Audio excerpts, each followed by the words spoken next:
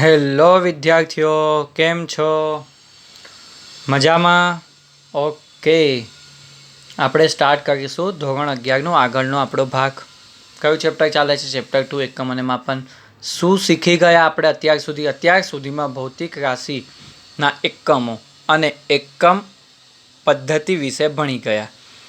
ત્યાર પછી લંબાઈનું માપન શીખવાનું ચાલુ કર્યું, જેમાં બહુ જ મોટા અંતરો જેમ કે પૃથ્વીથી સૂર્ય કે કોઈ તારા કે કોઈ ગ્રહનું અંતર માપવા માટે દ્રષ્ટિ સ્થાન ભેદની રીતનો ઉપયોગ કર્યો. અને એવો જ એક દાખલો એ સમજવા માટેનું ઉદાહરણ 3 જોયું આપણે.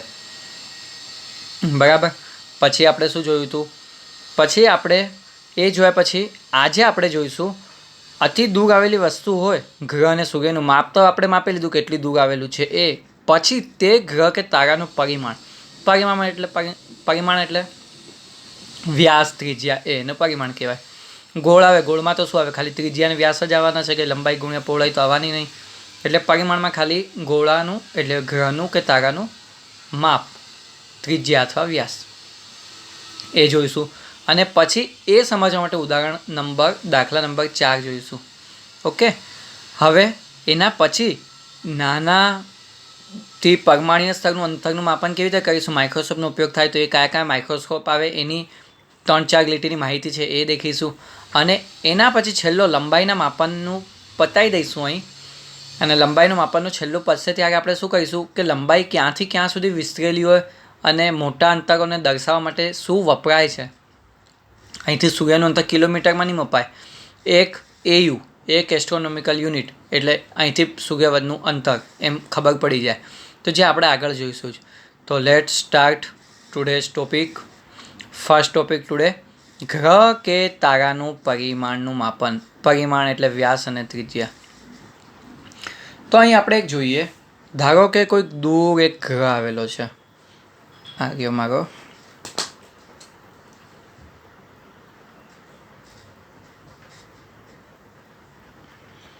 આ કોઈ મારો ગ્રહ છે, તારો છે કે સૂર્ય છે, કંઈ પણ. ઓકે, આવું કંઈ પણ આપેલું છે. હવે એનો વ્યાસ મને નથી માપવો છે, નથી ખબર, પણ આનો વ્યાસ ધારો કે આ દેખાય છે મને કેટલો છે. આ અહીંથી અહીં સુધીનું અંતર D છે, જે માપવાનું છે. હવે પૃથ્વી ઉપર ઊભા હું અહીં પૃથ્વી ઉપર ઊભા આ પૃથ્વી છે આખી, બરાબર. અહીંથી તમને માપવું હોય તો તમારે સૌથી પહેલાં ગ્રહનો કોણીય વ્યાસ ખબર હોવી જોઈએ. કોને કહીશું કોણીય વ્યાસ?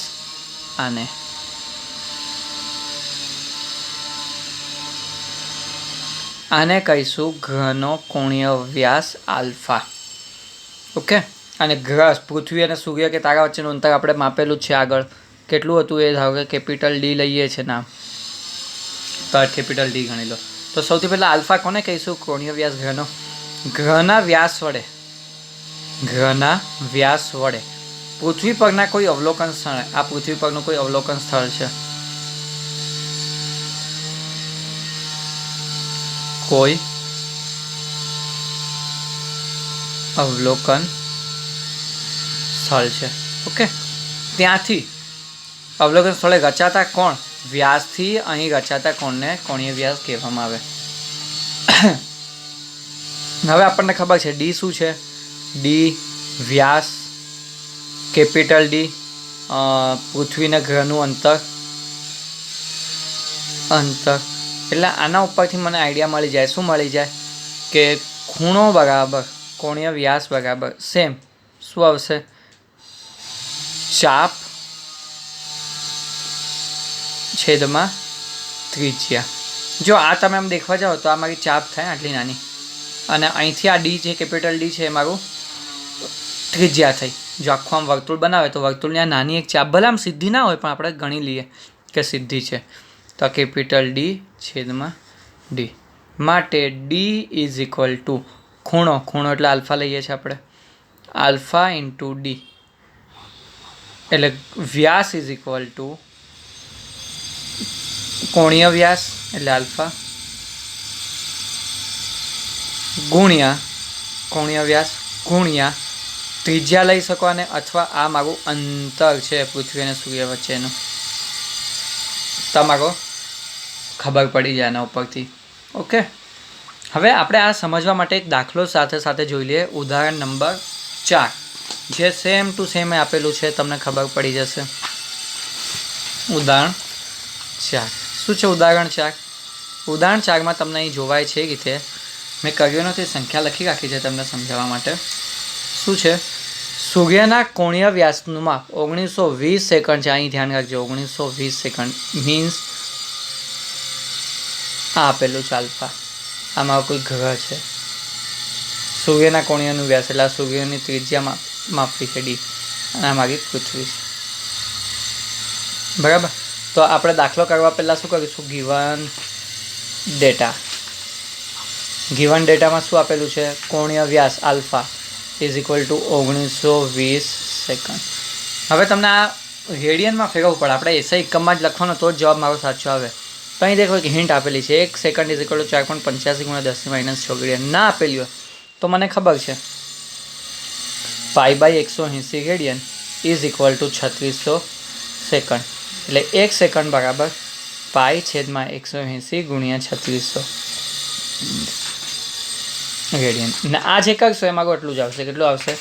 4.85 × 10⁻6 રેડિયન. જે ડાયરેક્ટ આપેલું છે તમારી સહુલિયત માટે. ઓકે, હવે દેખવું હોય આગળ આપણને તો બસ, તો આપણે હવે ડાયરેક્ટ કિંમત મૂકી દો. શું આપેલું છે? જો વચ્ચેનું અંતર પણ આપેલું 1.496 × 10⁻11 મીટર. આ ડી જે છે ને, મેં તમને અહીં એક બતાવી દઉં. આ ડી કેટલું છે? 1.496 × 10⁻11 મીટર. વૈજ્ઞાનિકો આવું ના કહે. વૈજ્ઞાનિકો શું કહે? 1 એસ્ટ્રોનોમિકલ યુનિટ. પૃથ્વી અને સૂર્ય વચ્ચેનું અંતર 1 એસ્ટ્રોનોમિકલ યુનિટ. પૃથ્વી અને ગુરુ ગ્રહ વચ્ચેનું અંતર 2 એસ્ટ્રોનોમિકલ યુનિટ, 2 AU. એટલે 1 AU એટલે આટલું કહેવાય પૃથ્વી અને સૂર્ય વચ્ચેનું અંતર. એ છે તમને હમણાં તો મીટરમાં આપેલું છે. માટે D is equal to alpha into D, જે મેં તમને આગળ થિયરીમાં કરાવ્યું હોય. આલ્ફા 1920 સેકન્ડમાં છે એટલે આ મને સાથે લખવું પડશે. કેટલું? 4.85 × 10⁻6 રેડિયન ગુણ્યા ડી 1.496 × 10⁻11. તો આ મારું આટલા મીટર આવશે. કેટલું આવે છે ટોટલ? આનું બધાનું કરીશું મેં તો 13930.75 ઇન્ટુ 10⁻11-6. ઓકે, કેટલું છે મારું? 11-6. 10ની ઘાત તો મારી ખબર પડી ગઈ, +5 આવશે અહીંયા. હવે આને મને હજી લઈ જવું છે 13,930. તો અહીં 1 2 3 4 મેં આમ બાજુ લઈ ગયો, પ્લસ બાજુથી લાવ્યો કેવા. તો 1.4 × 10⁹ મીટર.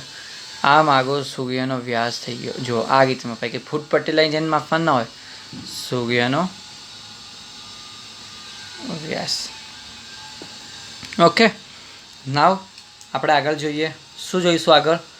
તમને લખાવ્યું હતું ઇન્ટ્રોડક્શનમાં, આજે જે ચાલુ કર્યું ત્યારે. હવે આના પછી આપણે જોઈશું કે ખૂબ જ સૂક્ષ્મ અંતર, અણુનું પરિમાણ, અણુના માપનું કેમનું માપવું હોય તો એ માપવા માટે આપણાને કંઈ ફૂટપટ્ટી, માઇક્રોસ્કોપ, વર્નિયર કેલિપર્સ કે માઇક્રોમીટર ના જોઈએ. એના માટે અહીં લખેલું છે મેં અહીંયા ઓપ્ટિકલ માઇક્રોસ્કોપ, જે દ્રશ્ય પ્રકાશનો ઉપયોગ કરીને માપશે. માઇક્રોસ્કોપ એ બી કયું? Optical microscope. ક્યાં સુધી માપી દેશે? દ્રશ્ય પ્રકાશની જેટલી તરંગ લંબાઈ છે એટલી. કેટલી છે તરંગ લંબાઈ દ્રશ્ય પ્રકાશની? 4000 એંગસ્ટ્રોમથી 7000 એંગસ્ટ્રોમ. ઓકે, તો આટલે સુધી માપી શકશે. પણ હવે આનાથી નાનું માપ આપવું હોય તો આનાથી નાનું માપવા માટે ઇલેક્ટ્રોન માઇક્રોસ્કોપ વપરાય. તો ખૂબ જ નાના અંતર માટે 2 નામ આવે, એ 2 યાદ રાખી લો બસ. બીજી બધી વાર્તા ના કરો, ખાલી આ જ વાર્તા યાદ રાખી લો 2 નામની. એક ઓપ્ટિકલ માઇક્રોસ્કોપ અને એક ઇલેક્ટ્રોન માઇક્રોસ્કોપ. 10⁻10થી પણ નાનું માપવું હોય તો ઇલેક્ટ્રોન માઇક્રોસ્કોપનો ઉપયોગ થાય. હવે સવાલ આવે કે ઘણું દૂરનું અંતર છે તો એને કઈ રીતે દર્શાવવાનું? ધારો કે બહુ નાનું હોય તો આવી રીતે દર્શાવે 0.00001 અથવા 1 × 10⁻15 મીટર, 10⁻14 મીટર. ના, આને મેં છે ને અલગ એકમ બનાવી દીધા છે. જેમ કે તમારે બહુ મોટું અંતર માપવું હોય તો કિલોમીટર. અહીંથી દાહોદથી વડોદરાનું એકમ તો 149 કિલોમીટર એમ કહો છો. એવું નથી કહેતા 1,49,000 મીટર, આવું નથી કહેતા. શું કહીશું? 149 કિલોમીટર. તો આ તમારી સહુલિયત માટે કિલોમીટર એકમ બન્યો છે મીટર અંતરનો જ. તો આપણે એ જોઈએ કે મારું અંતર ક્યાં સુધી વિસ્તરેલું છે ને એને મોટા અને નાના એકમને કઈ રીતે દર્શાવાય. તો એ પણ મેં તમારા માટે લખી જ રાખ્યું છે પહેલેથી. ધ્યાન આપો અહીં લંબાઈનો વિસ્તાર ક્યાં છે? સૌથી નાનું આપણે દેખવા જઈએ તો સૌથી પદાર્થનો બનેલો અણુ પરમાણુમાં સૌથી નાનું ન્યુક્લિયસ આવે. તો ન્યુક્લિયસની ત્રિજ્યા 10⁻14 મીટરથી વિશ્વની લંબાઈ 10⁻26 મીટર સુધી વિસ્તરાયેલો છે લંબાઈ મારું. બરાબર. તો હવે મોટા અંતરો માપવા હોય અને નાના અંતરો, તો પહેલાં નાના અંતરનું જોઈએ સૂક્ષ્મ અંતર માટે. જેમ કે 1 fermi is equal to 10⁻15 metre. એટલે કે તમારી ન્યુક્લિયસની સાઇઝ ફર્મીમાં દર્શાવીએ તો 0.1 ફર્મી કહેવાય. 0.1 ફર્મી એટલે 0.1 ગુણ્યા 10⁻14 10⁻15 મીટર. બરાબર. તમારી 0.1 ની 10 ફર્મી કહેવાય. 10 તમારી 10 ગુણ્યા 10⁻15 એટલે મારી 10⁻14 મીટર થઈ ગયું. થઈ ગયો મારી 10⁻14 મીટર. એટલે આ મારું શું થઈ ગયું? 1 fermi is equal two 10 fermi. 10 fermi મારી ત્રિજ્યા થઈ ન્યુક્લિયસની. એવી જ રીતે એનાથી નાનું માપવું હોય તો દ્રશ્ય પ્રકાશની તરંગ લંબાઈ 4000 એંગસ્ટ્રોમ, તો 4000 ગુણ્યા 10⁻10 મીટર એટલે 4 ગુણ્યા 10⁻7 મીટર. એટલે કે 1 એંગસ્ટ્રોમ બરાબર 10⁻10 મીટર થાય. એટલું યાદ રાખવાનું. બરાબર. મીટરનો જ એકમ છે, બધા જો મીટર જ છે, લંબાઈના જ એકમ છે. બધા મીટરની સાપેક્ષમાં છે. 1 ફર્મી 10⁻15, 1 એંગસ્ટ્રોમ 10⁻10, 1 નેનોમીટર 10મા ધોરણમાં દેખી લીધું કેટલી 10⁻9, માઇક્રોમીટર 10⁻6, મિલીમીટર 10⁻3 મીટર. ઓકે. નાવ મોટું અંતર હોય બહુ જ, જેમ કે તમને ખબર છે તમે અંતર કિલોમીટર, તો કે કિલોમીટર 10⁻3 મીટર 1 કિલોમીટર એટલે મેગામીટર 10�6 મીટર. બહુ જ મોટું પૃથ્વીથી સૂર્યનું અંતર જો અમે લખેલું છે, એક એસ્ટ્રોનોમિકલ યુનિટ કહેવાય એને, 1.496 ગુણ્યા 10⁻11 મીટર. અને આ કોને કહેવાય છે? સૂર્ય અને પૃથ્વી વચ્ચેનું અંતર. બરાબર. બીજો એકમ છે 1 લાઈફ યર. તમે 10મા ધોરણમાં વાંચ્યું હશે. લાઈફ યર એટલે પ્રકાશ વર્ષ. પ્રકાશ વર્ષ એટલે કેવું લાગે કે આ તો હારો અંતર નથી બતાવતો, આ તો ટાઈમ બતાવે છે એવું લાગે. બટ આ ટાઈમ નથી બતાવતું. કઈ રીતે આ ડિફાઇન થાય છે? ધારો કે આપણું જે પ્રકાશની સ્પીડ આવે, પ્રકાશ કેટલી ઝડપે દોડે? 3 ગુણ્યા 10⁸ મીટર પર સેકન્ડ. સમજો આવી કોઈ ગાડી છે. આવી ગાડી 1 વર્ષમાં જેટલું અંતર કાપે ને એને કહેવાય 1 પ્રકાશ વર્ષ. અને આ લાઇટ જો તમે અહીંથી ચાલુ કરશો તો કેટલું 1 વર્ષમાં કેટલા અંતર કાપી નાખશે? 9.46 ગુણ્યા 10⁻15 મીટર. તો 1 વર્ષમાં કાપેલું અંતર. પ્રકાશે 1 વર્ષમાં કાપેલું અંતર. અને એનથી મોટો એકમ એટલે યાદ રાખવાનું. હવે 10⁻15 ને એવું બધું નહીં બતાવો, ડાયરેક્ટ કહી દઈશ 1 એસ્ટ્રોનોમિકલ યુનિટ એટલે આટલું અંતર. અહીંથી પૃથ્વીથી સૂર્યનું અંતર. લાઈફ યર તો એ પણ એના માટે દર્શાવી શકાશે. ધ્યાન રાખજો, નોટ ડાઉન કરી દેજો. અને છેલ્લો એક મારો મોટો એકમ છે 1 પાર્સેક. બસ આ યાદ રાખી લો. 1 પાર્સેક ઇઝ ઇક્વલ ટુ 3.08 ગુણ્યા 10⁻16 મીટર. ઓકે. હવે આના પછી આપણે જોઈશું નેક્સ્ટ લેક્ચરમાં દળનું માપન. કેવી રીતે માપવાનું, કંઈ તમારી ઈચ્છા થાય તમારે એ ત્રાજવાથી ના મપાય. સરકારે માપદંડ નક્કી કર્યો એ જ એને 1 કિલો કહેવાય. સરકારની આંતરરાષ્ટ્રીય રીતે નક્કી થયેલું, સરકાર પણ નક્કી ના કરે. તો એ દળનું માપન આપણે દેખીશું નેક્સ્ટ લેક્ચરમાં. ત્યાર સુધી ધ્યાન રાખો. Take care. Bye bye.